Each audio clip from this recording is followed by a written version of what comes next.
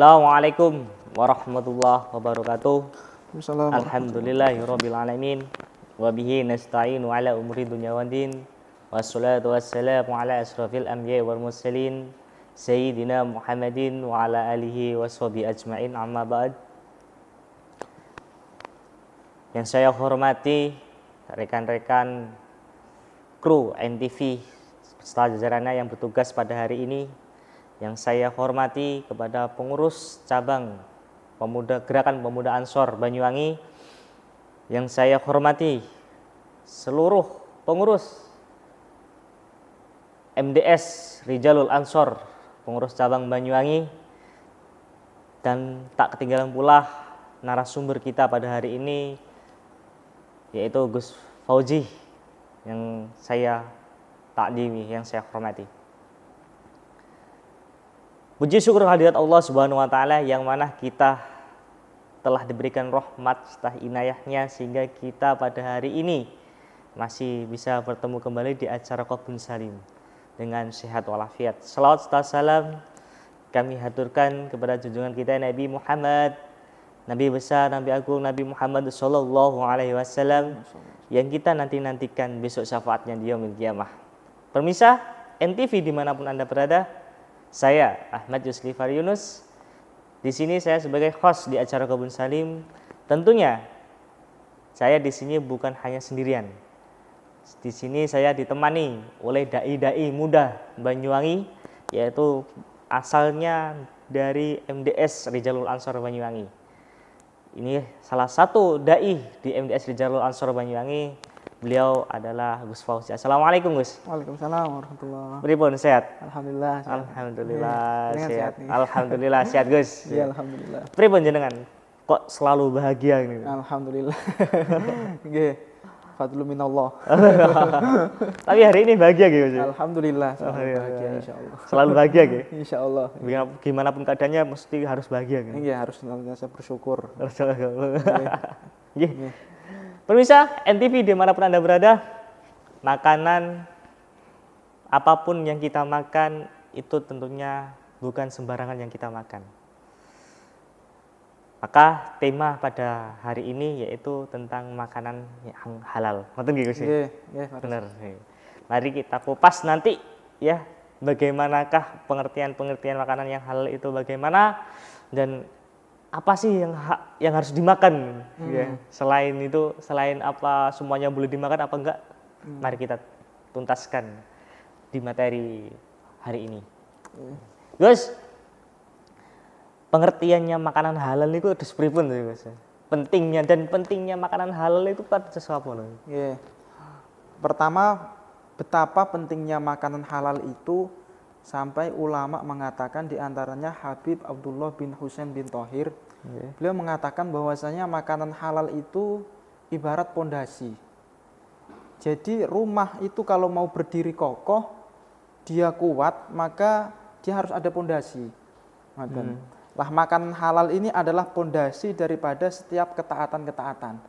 Oh, berarti semua yang kita makan itu adalah pondasi dari ketaatan kita atau ketakwaan kita gitu. Iya, ketakwaan kita, ketaatan kita itu merupakan bagian daripada karena kita makan makanan yang halal.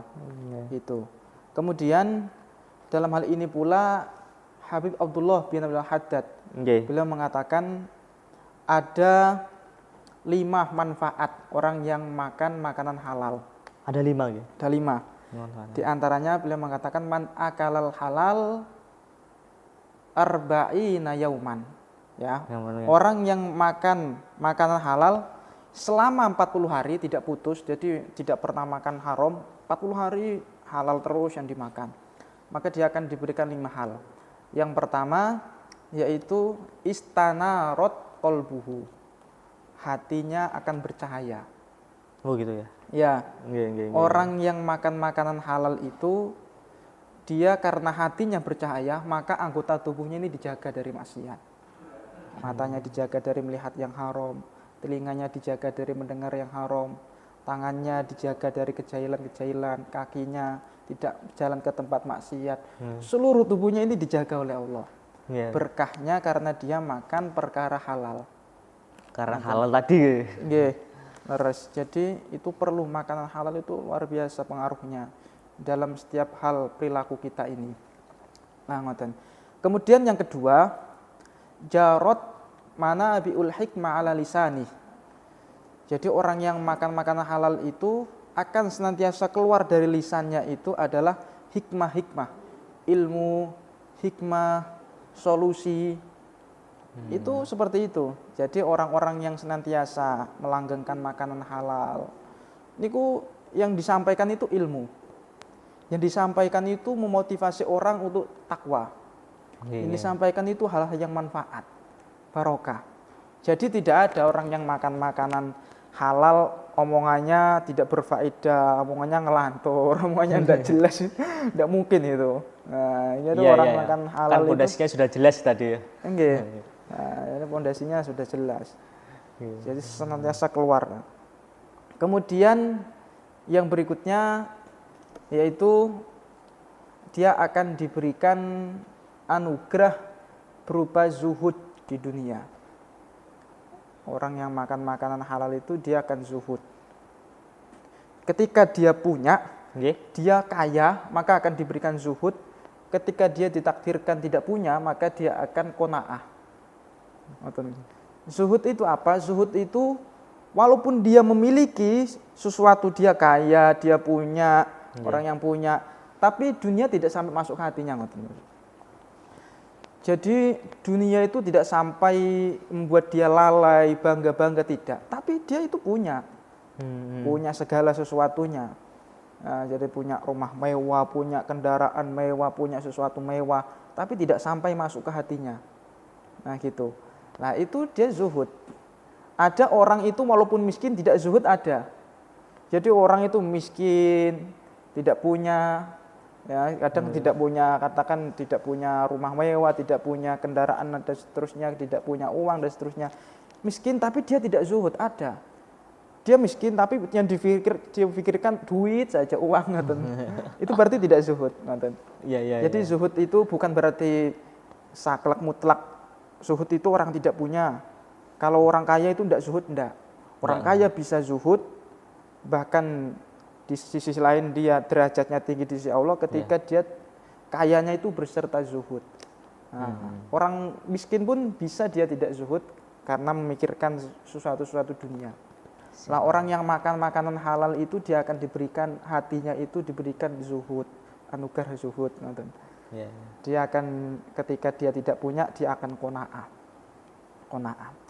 Kata Imam Abu Hamid Al-Ghazali di dalam kitabnya Bidayatul Hidayah, beliau mengatakan orang itu sebetulnya orang itu sebetulnya kalau dia mau qanaah, itu perkara halal itu banyak, kata beliau. Perkara halal itu banyak, jangan mengatakan perkara halal itu sedikit. Kadang ada orang yang mungkin lisannya disetir oleh setan, oleh iblis, mengatakan sekarang itu, zaman sekarang itu mencari perkara haram saja itu sulit, apalagi halal. Itu dia itu meracuni orang-orang yang diajak bicara. Akhirnya orang yang diajak bicara itu akhirnya ya sudah wes kalau gitu haram saja, halal itu sulit sudah jelas. Akhirnya meracuni orang-orang yang diajak bicara. Opo ono diantem ngono. Wah, repot kalau seperti itu. Nah, opo ono diantem. Jadi repot kalau seperti itu. Jadi kata-kata ini betul tidak benar itu.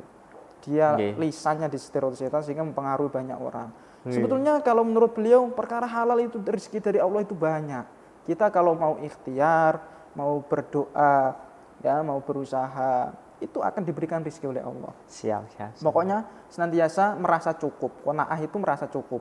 Jadi merasa senantiasa bersyukur kepada sesuatu yang bahkan sedikit sekalipun itu bersyukur. Iya, apa yang diberikan oleh Allah berarti dia sudah alhamdulillah ya. Kemudian kata beliau terus, andai orang itu qanaah, wis makan seadanya, ya tempat tinggal seadanya, makan orang yang makan mewah dengan makan biasa, yang keluar ya itu saja sama. Orang podo podo sama itu. Orang yang tidur di kasur yang empuk enak sama orang yang tidur biasa di rumah biasa dan seterusnya, ya sama-sama tidur terlelap, ya bangunnya sama gitu. Jadi yang membedakan apa? qanaah atau tidaknya, merasa cukup atau tidaknya, bersyukur atau tidak. Siap, betul. Masya Allah. Jadi itu perlu. Nah, yang namanya qanaah itu. Sekiranya begitu.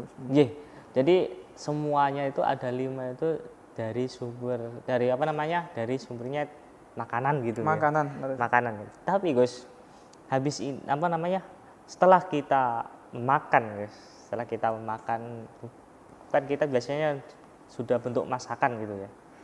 Kan nggak tahu itu.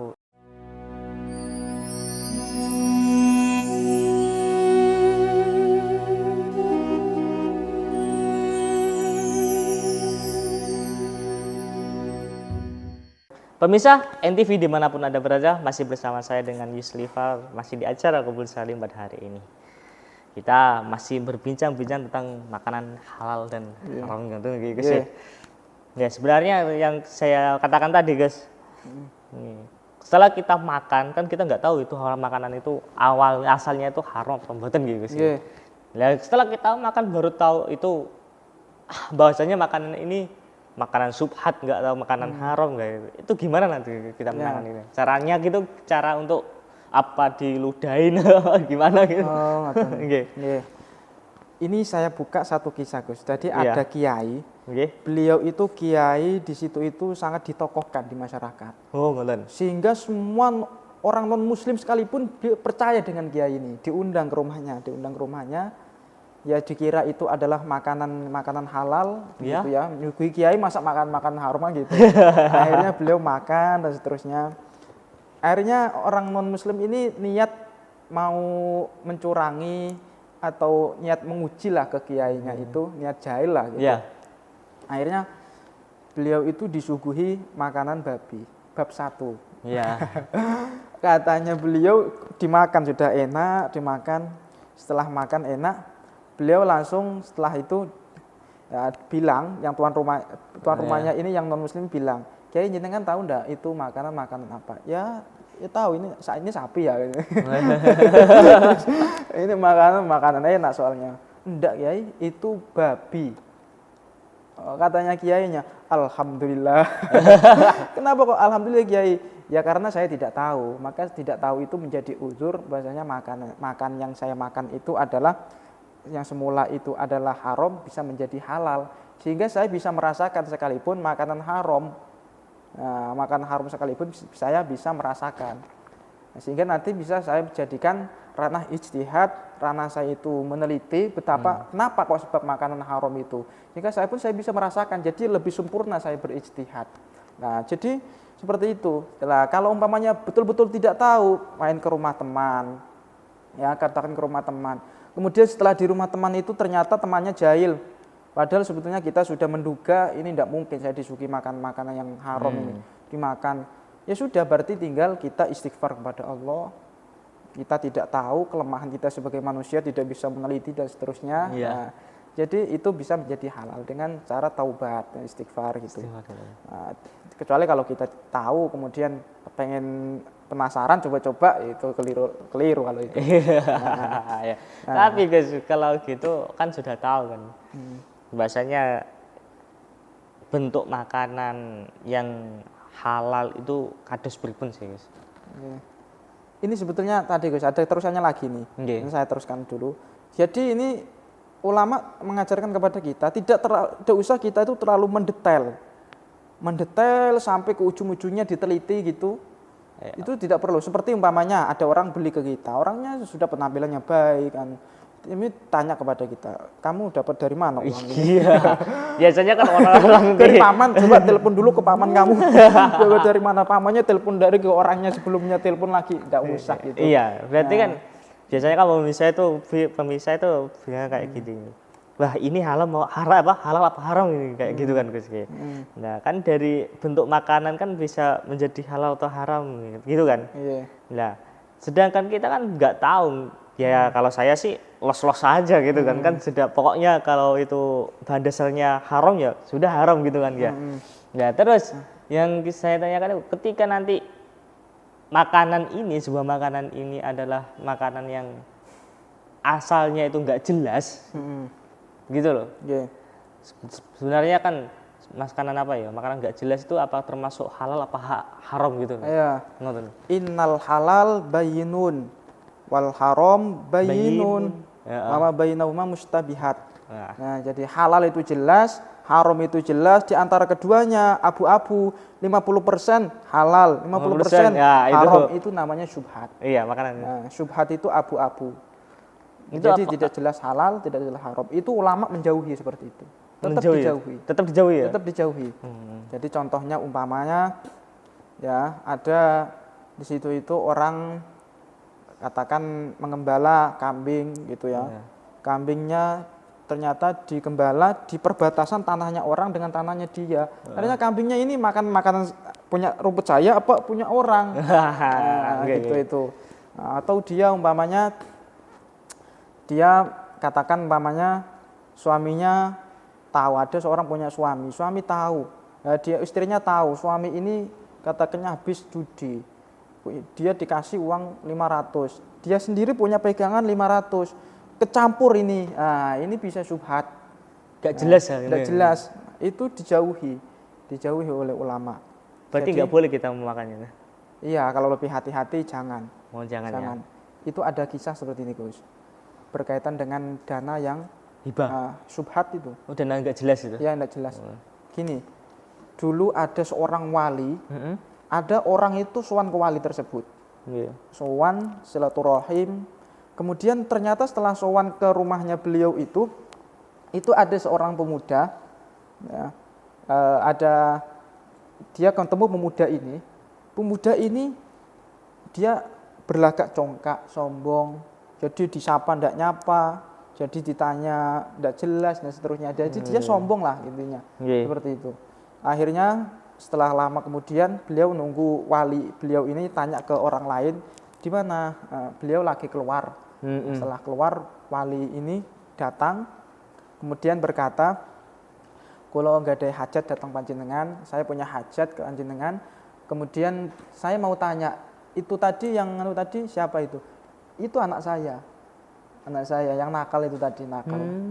Loh, lalu jenengan sebabnya kenapa kok bisa seperti itu? Jenengan kok tawadhu, jenengan alim, jenengan soleh, tapi kok anaknya seperti itu. Lalu beliau menyampaikan kisah yang panjang lebar.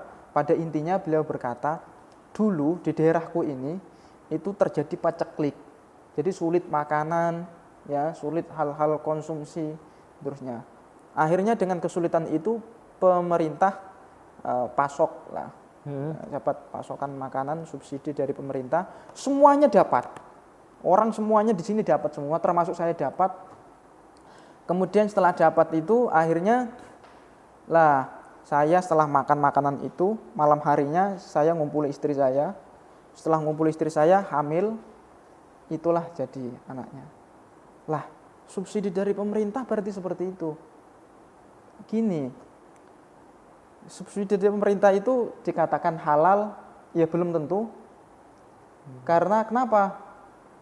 Dari pajak, mungkin dari pajak lokalisasi, dari riba, dari miras. Iya. Ya kan? Uangnya nggak jelas juga asalnya dari mana. Iya, dari sana. Tapi juga ada yang halal-halal banyak, dari toko-toko yang halal, dari apa yang halal, kan banyak. Iya. Jadi ada yang haram, ada yang halal. Tidak jelas keduanya ini bagaimana. Itulah jadinya anak saya ini. Maka saya sekarang mengerti betapa makanan itu harus betul-betul dijaga. Nah, itu wali itu, dan belum jelas haram juga untuk antara keduanya. Makanya perlu kita menjaga makan itu. Siap. Itu tadi 3 nggih Gus? Iya, 3 manfaat. Tadi kan 5 sebetulnya. Jenis-jenisnya kan lah. Ya, manfaat makanan halal. Kemudian yang berikutnya yaitu dia akan mendapatkan sofat sarirotuhu. Dia akan batinnya akan bersih. Orang yang batinnya bersih itu dia akan mudah melakukan kebaikan-kebaikan. Produktif dalam melakukan kebaikan. Dari segala tingkah lakunya itu solutif, menjadi solusi. Tingkah lakunya kebaikan. Ada orang itu yang melakukan kebaikan satu dengan kebaikan lain, seakan tidak kenyang, tidak ada capeknya. habis ngaji memberikan pelajaran kepada masyarakat. Iya. Setelah itu bakti kepada orang tua, ngabdi kepada pondok, organisasi ini dan itu tidak ada capek, nikmat, lezat. Ada orang yang ngaji saja 1 jam, belum dapat 1 jam, itu rasanya al-bokongu al-panasu. Bokongnya sudah merasa panas, sudah pengen cepet-cepet mulai. Gitu. Nah, Kakek tingkah di sana. Nah, itu perlu dikoreksi itu. Barangkali ada sesuatu yang haram masuk ke dalam perutnya, kepada dirinya. Jadi kalau orang-orang yang makan makanan halal murni itu, dia akan seakan-akan memiliki energi yang positif yang kuat. Iya. Makanya itu ibaratnya Gus, makanan halal itu ibarat bensin. Iya. Nah, bensin itu kalau sepeda pakai bensin, apalagi pertamax lancar jalannya. Tapi kalau dia pakainya campuran pakai pertamax, pakai air campuran, jalan berhenti. Orang ibadah rajin tidak,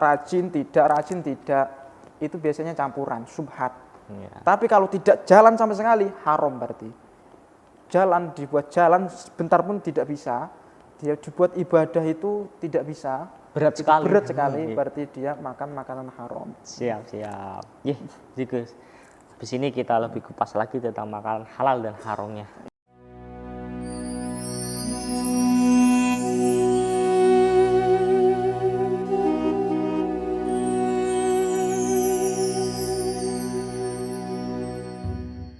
Pemirsa NTV dimanapun Anda berada, masih bersama saya dengan Yuslifar di acara Qoblun Salim.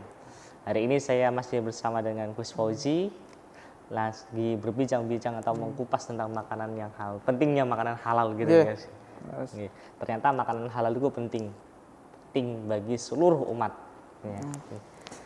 Bahkan makanan halal itu bisa menjadi pondasi dari perilaku atau ketaatan ketakwaan dari kita sendiri. Gini guys, tadi jenengan sudah banyak mengupas tentang makanan halal dan haram gitu guys. Lah ini yang lagi yang lagi viral-viralnya di medsos ini guys. Apakah makan makanan yang terlalu banyak, biasanya kan mukbang gitu kan? Ya. Itu apakah baik atau termasuk makanan yang baik apa enggak gitu? Al-Imam Abu Hamid Al-Ghazali itu beliau dalam kitabnya di Ihya, di Bidayah, kitab-kitab tasawuf beliau, itu beliau mengatakan aklul halal itu kasratu aklil halal mabda'u kulli syarrin. Nah, jadi terlalu banyak makan makanan halal itu adalah awal mula dari setiap keburukan. Itu hati-hatinya beliau seperti itu. Berarti mukbang itu hati-hati berarti. Ngeten. Jadi katanya beliau itu betapa beliau mendidik mentarbiyah kita. Itu makanan halal saja kalau diperbanyak terlalu berlebihan, ya, itu bisa jadi pangkal dari setiap keburukan. Nah, itu beliau menyebutkan selanjutnya di redaksi kitabnya itu, kalau berlebihan makanan halal, kenapa? Bisa dibuat hafalan lama, hafalannya hilang, ilmu sulit masuk. Nah, kemudian dia itu kata beliau wayang suruh junuda syaiton, bisa menolong tentara-tentara setan, syahwatnya besar. Nah, akhirnya dengan syahwatnya besar bisa terjatuh ke dalam maksiat-maksiat, kemaluan dan seterusnya. Berarti kita makannya itu ya katanya ramai-ramai itu kayak katanya yang biasa-biasa kita tahu itu berhentilah sebelum kenyang gitu ya. Ya. Terus makanlah sebelum lapar gitu kan. Nah, berarti kebanyakan makanan halal juga nggak baik nonton gitu. Tidak baik. Lah, kemudian ngeten. Selanjutnya itu makanan halal. Wa kaifa aklul haram? Bagaimana terus dengan makanan-makanan haram? Nah, halal saja terlalu banyak itu seperti itu. Tapi ulama ada yang memperbolehkan. Ulama itu kalau kita kepengen mensyukuri nikmat Allah tapi tidak usah berlebihan, makan makanan enak tidak apa-apa. Katanya nasihatnya Abu Hasan Asy-Syadzili, seorang sufi terkenal, ya beliau itu gurunya Abu Abbas Al-Mursi. Abu Abbas Al-Mursi ini gurunya Syekh Ibnu Athaillah Sakandari. Itu ya thariqah Asy-Syadzili itu beliau mengatakan makan makanan yang enak. pakaian-pakaian yang bagus, kendaraan yang mewah, rumah yang mewah, tunjukkan itu untuk menampakkan, menziharkan nikmat-nikmat Allah, sehingga kita itu senantiasa bisa bersyukur. Orang kalau makanannya, kadang ada sebagian orang kalau makanannya biasa, kalau semuanya biasa, itu syukur itu sulit, memaksa. Tapi kalau punya itu enak syukur lah, itu tidak apa-apa, jadikan alat untuk bersyukur. Oh gitu ya. Ya itu seperti itu. Berarti syukur nggak sendirian gitu ya? Jadi sekarang nih nggih, sekarang itu ulama banyak yang seperti itu. Ya itu mengikuti thariqahnya beliau itu, mengikuti madhabnya beliau. Ya. Kemudian tadi yang keempat, sekarang yang kelima, wahasunat ibadatuhu ma'arob. Jadi ibadahnya bagus. Nah, ibadahnya bagus. Ada seorang sahabat namanya Sahal Al-Tustari, di dalam dinukil dalam kitab Ihya Ulumuddin Imam Al-Ghazali, beliau mengatakan, man akalal halal asad jawarihuhu sya'a am aba alima aula lam ya'lam. Jadi orang yang makan halal, orang man akalal haram, ya makan akalal haram, iku asad jawarihuhu asad jara sya'a am aba alima amla. Jadi kalau orang itu maksakan makan haram, itu dirinya itu dipaksa, seakan dipaksa, dia mau tidak mau dipaksa melakukan hal-hal haram. Itu dia itu berkehendak atau tidak, dia tahu atau tidak, itu dipaksa dia itu. Jadi seakan-akan ada saja jalan ke haram, ya ada saja, enak-enak mikir, enak-enak bagus, ada saja jalan-jalan. Untuk menuju keharaman ya. Iya, menuju keharaman. Jadi kita harus senantiasa waspada, senantiasa harus betul-betul memfilter. Memfilter apa saja yang masuk ke dalam perut kita. Karena itu menjadi energi. Ya, energi itu bisa positif apa negatif. Jadi sebetulnya ngoten. Makanya sekali lagi bahwasanya orang itu kenapa kok dia sampai rela makan makanan haram, itu terkadang karena dia terlalu menuruti keinginannya. Siap benar. Jadi dia itu mau memiliki sesuatu itu bukan karena kebutuhan tapi keinginan. Nah, orang kalau sudah karena keinginan orang itu tidak ada habisnya. Nafsunya sangat besar. Iya. Dia nafsu itu menungso. Dia itu kalau makan makan sudah enak, besok pengen ganti lagi, kepengen enak lagi, seterusnya. Sudah punya kendaraan bagus, pengen tambah lagi besok. Rumahnya direnovasi lagi ini dan itu. Padahal itu sebetulnya bukan kebutuhan yang pokok. Nah, akhirnya nanti karena dia terlalu menuruti keinginan, akhirnya nanti hutang halal ketemu, nanti karena sudah terlalu menuruti keinginan lagi, tidak ada yang diutangi lagi, akhirnya kena rentenir. Nah, itu karena terlalu menuruti keinginan, tidak qanaah hatinya. Gitu. Akhirnya terlalu menuruti keinginan, setelah menuruti keinginan terus ya, maksiat berikutnya kena rentenir, kena diuber-uber, diuber-uber sama rentenir. Akhirnya ibadahnya tidak tenang dan seterusnya. Kenapa sebabnya? Terlalu menuruti keinginan. Berawal dari hal-hal mubah. Nanti meningkat hal-hal makruh, hal-hal syubhat, nanti jatuh ke hal-hal haram. Jadi kita itu harus nantiasa mempersedikit keinginan kita. Siap. Nah, saya ngapunten, kalau nuruti keinginan, orang yang paling kaya sedunia tanya, itu masih ingin itu, ingin ini dan itu, semuanya kalau terlalu nuruti keinginan. Jadi liyaqillah, kata Syekh Ibnu Athaillah, liyaqillah ma tafrahu bihi, yaqillah ma tazan alaih. Itu usahakan lebih sedikit apa yang kamu inginkan, yang membuat kamu bahagia, maka akan sedikit pula akan membuat kamu kecewa. Nah, siap. Jadi pada intinya itu semua makanan itu terjadi pada nafsu kita sendiri ya guys ya. Terlalu menuruti nafsu juga. Keinginan kita bisa terkontrol apa enggak, ngoten nggih. Ya, alhamdulillah. Terus guys, makanan halal itu apakah ada ketentuannya enggak? Ketentuannya untuk makanan halal itu? Iya. Di antaranya biasanya dinaskan dalam Al-Qur'an. Man ahallallahu al-bai'a wa harramar riba. Jadi Allah menghalalkan jual beli itu halal. Wa harramar riba. Allah mengharamkan riba. Jual beli silakan, Mau bermuamalah silakan dengan cara-cara yang halal menurut syariat, yang dilegalkan syariat. Yang haram berarti seperti riba, jangan.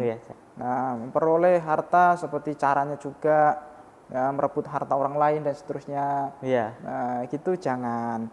Nah, jadi kadang dinaskan di dalam Al-Quran. Bisa saja dinaskan dalam Al-Quran. Atau kalau halal itu ya tidak ada nas dalam Al-Quran halal, atau tidak juga ada yang mengharamkan secara jelas. Seperti kasurbil qahwa, seperti minum kopi. Itu tidak ada dalilnya minum kopi itu apa di Al-Quran.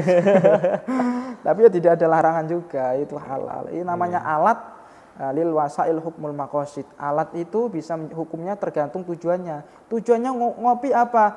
Supaya kuat ibadah, supaya semangat ibadah. Buat melek. Halal, melek. Ya. Tujuannya kopi apa? Buat ngeplet. Wah itu minum kopinya haram. Berarti kita itu makanan itu tergantung niatnya juga gitu. Iya, tergantung niatnya juga. Jadi makanan-makanan yang perkara halal itu jadi dilihat dulu hatinya untuk apa. Kalau untuk semangat ibadah dia akan dapat pahala. Kalau untuk supaya kuat dalam menjalankan ketaatan juga akan dapat pahala. Nah, kalau kuat untuk supaya maksiat betah, itu juga dapat dosa. Minum kopinya itu dihitung dosa. Itu nanti maksiatnya lain dihitung juga lagi. Apakah makanan itu bisa ikutan? Contoh saya minum kopinya itu dikomplekkan. Apakah itu termasuk dikomplekkan? Contoh ya. Komplekkan itu gimana? Komplekkan itu ya tempat-tempat maksiat lah gitulah. Gitu lah. Ya, itu apakah makanannya ikut makanan minumnya ikut haram apa mboten, Gus? Nah, itu tergantung nanti.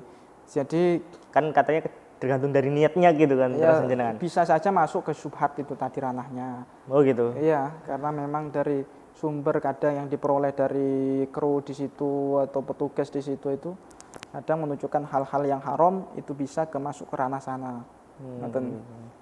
Jadi kan tempat bisa jadi untuk ketentuan halal atau haramnya makanan. Tempat itu bisa berpengaruh juga. Berarti berpengaruh ya tempat itu? Pengaruh. Kalau tempatnya kotor, makanannya itu halal, bisa? Gimana itu? Tempatnya kotor seperti contohnya? Ya kumuh lah, tempat dagangannya itu kumuh gitu. Padahal itu yang dijual ya juga makanan halal, itu gimana? Ya tidak apa-apa, makanannya tidak apa-apa. Tapi di Al-Quran itu ada anjuran kulu min thayyibati ma razaqnakum thayyibat. Nah, makanan halal itu belum tentu thayyib. Kalau thayyib itu halal. Nah, jadi kalau kepengin dapat makanan halal sekaligus thayyib ya dihindari hal seperti itu. Berarti kita harus milih-milih juga. Karena hati itu juga berpengaruh. Kadang tempat kotor akhirnya hati tidak enak, sumpek, akhirnya tidak bisa bersyukur, itu bisa pengaruh juga. Gitu. Gantung dari niatnya. Siap, Gus. Habis ini kita kumpas lagi tentang materi-materi tentang pengertian-pengertian halal gitu. Setelah pariwara berikut ini.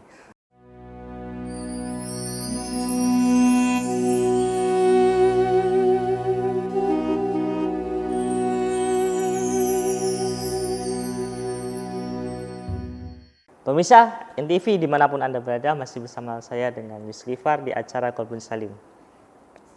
Hari ini saya masih bersama Gus Fauzi, masih berbincang-bincang tentang pengertian makanan halal gitu. Guys, tadi setelah kita mengupas banyak tentang masalah-masalah makanan halal, pengertiannya, jenis-jenisnya dan manfaatnya. Tadi kan sudah ada 5 manfaat makanan halal gitu. Nah, yang sekarang saya tanyakan yaitu bagaimana cara untuk menafkahi keluarga biar makanannya itu halal itu pribadi.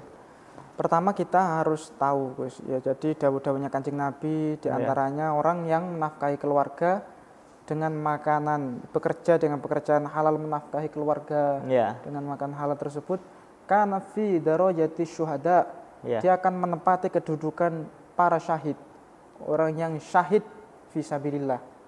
Jadi derajatnya tinggi. Jadi orang kerja banting tulang untuk menafkahi keluarga. Nah, dengan cara niatnya benar. Di antara niatnya benar, di antaranya adalah takhfif, ta'afuf. Untuk menjaga diri dari minta-minta. Ya. Jadi orang itu kalau tidak kerja umpamanya, itu kan akhirnya dalam keadaan dia tidak kerja, akhirnya keluarga minta-minta. ya istrinya minta anaknya dan seterusnya, akhirnya jadi pengemis. Lah itu bahaya. Nah, bahaya seperti itu. Karena itu tidak sesuai dengan syariat. Nah, gitu. Jadi perlu itu akan mendapatkan derajat yang tinggi. Jadi mencari makanan halal, pekerjaan halal itu ada kalanya dia menempati derajat yang tinggi seperti derajatnya syuhada, ada kalanya fisabili syaiton. Fisabili syaiton itu beliau menyebutkan bahwasanya seperti orang yang mencari makanan halal tapi untuk menumpuk-numpuk. Ditumpuk, dibuat bangga-banggaan. Lah itu poya-poya gitu. Poya-poya. Itu bisa menarik dia ke neraka. Itu seperti itu. Jadi perlu. Jadi makanan-makanan kita itu mencari pekerjaan yang halal itu perlu. Nah, di antaranya ulama yang menulis supaya niat kita itu betul-betul karena Allah. Terus kemudian ya pekerjaannya sudah benar, tinggal menata niat supaya menempati derajatnya para syuhada. Itu diantaranya Habib Sa'ad Al-Idrus, beliau menulis kitab namanya Kaifa Takunu Ghaniyan. Itu kitab itu judulnya saja bagaimana caranya kaya. Goni, memperkumpulkan harta. Itu caranya kaya di kitab itu dibahas. Beliau pada awal-awal kitabnya itu membahas bab niat bekerja. Itu diantaranya adalah menjaga diri, ya satu menjaga diri dari meminta-minta keluarganya juga. Kemudian juga yang kedua diantaranya adalah lil hadaya, untuk hadiah saudara-saudara muslim kita, ya teman-teman kita, tetangga, kerabat seterusnya. Berarti itu termasuk halal atau haram ya? Kita dari uang itu kemudian kita beli jajan itu harus berhati-hati juga berarti ya? Nggih. Nah, itu membahas niat lagi ya, terusan niat nih wow. Jadi untuk hadiah, dawuhnya Kanjeng Nabi tahadau tahabbu. Saringlah kalian memberikan hadiah maka kalian akan saling mencintai. Jadi akan timbul ikatan cinta yang kuat di antara saudara muslim itu karena kadang memberikan hadiah. Walaupun kadang ya tidak istimewa hadiahnya, biasa, tapi karena memberi hadiah, kadang mengucapkan ulang tahun ke teman saja atau hadiah sebisa kita atau apa ketika mau lebaran seterusnya, itu akan menumbuhkan cita-cita. Itu di antara kita niat kerja itu niatkan untuk itu ngoten. Berarti tergantung niatnya gitu juga ya? Nggih, leres.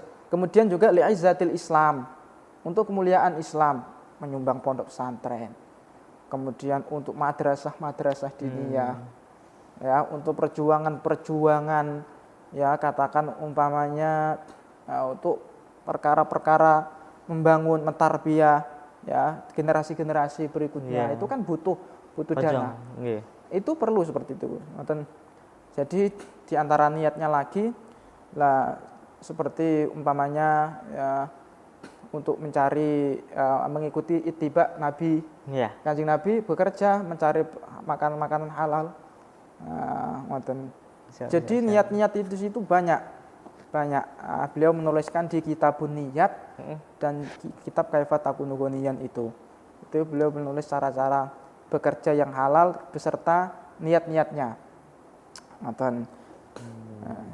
Siap. Berarti dari bekerja yang halal untuk beli makanannya juga termasuk makanan halal atau enggaknya gitu. Sumbernya dari mana, makanannya juga sumbernya halal, makanannya juga halal gitu sih.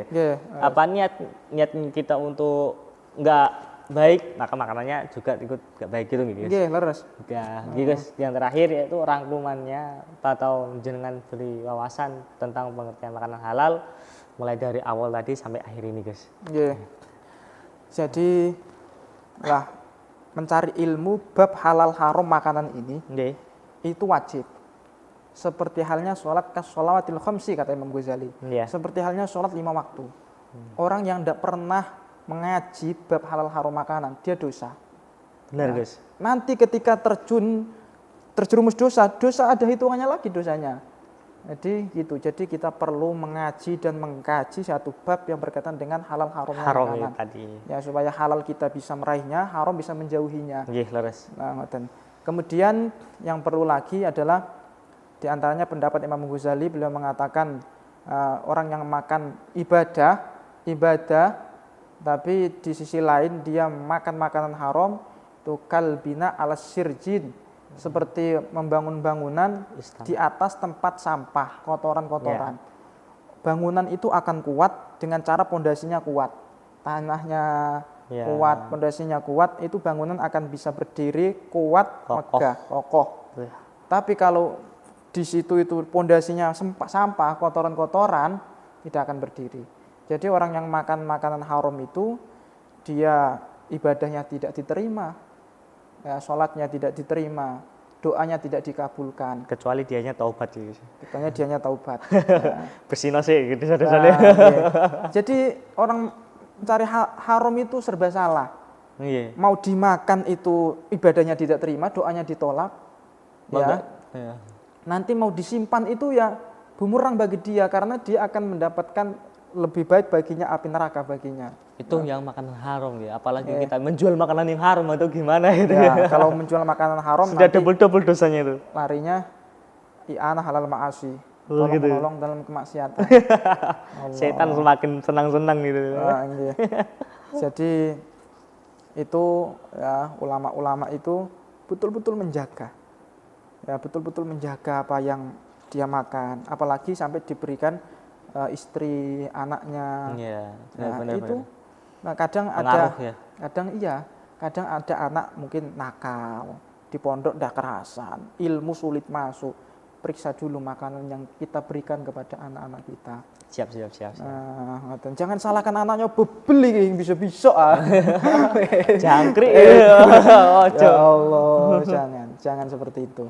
Nah, orang-orang yang makanan halal itu akan senantiasa, ya sekali lagi dalam ucapannya itu penuh dengan ilmu dan seterusnya. Tidak ada ketika dia mengucapkan ucapannya tidak berfaedah, tidak ada. Kena masalah sedikit tidak kena. Terus terakhirnya tentu. Nah, kita dalam kehidupan kita itu, kadang ada orang yang menghadapi masalah, ya masalahnya berat, besar, tapi dia tenang, dia tentram, dia tetap stabil, dia tetap sabar, ibadah, nerimo. Itu sebabnya apa? Karena hatinya bersih. Dia hatinya bersih karena makan makanan halal. Ya, dia hatinya bersih karena dia menuruti syariat-syariat.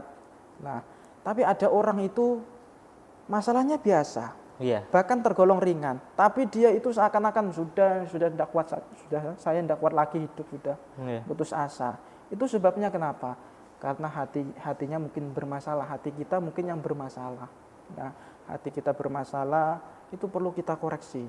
Maka kita harus membersihkan hati-hati kita dari penyakit-penyakit hati. Nah, seperti orang gini, ya ada orang itu Gus yang lari, itu lari berkilo-kilo, 100 kilo, banyak kilo, itu biasa. Kadang fisiknya biasa masih kuat. Padahal larinya itu kelilingi banyak, tapi fisiknya masih kuat, jasmaninya sehat. Karena jasmaninya sehat. Ada orang yang hanya lari beberapa meter sudah capek. Sebabnya kenapa? Tidak sehat. Ya, jasmaninya tidak sehat. Ada orang yang seakan masalahnya berat padahal ringan, itu mungkin perlu dikoreksi karena mungkin rohaninya yang tidak sehat. Hatinya yang tidak sehat.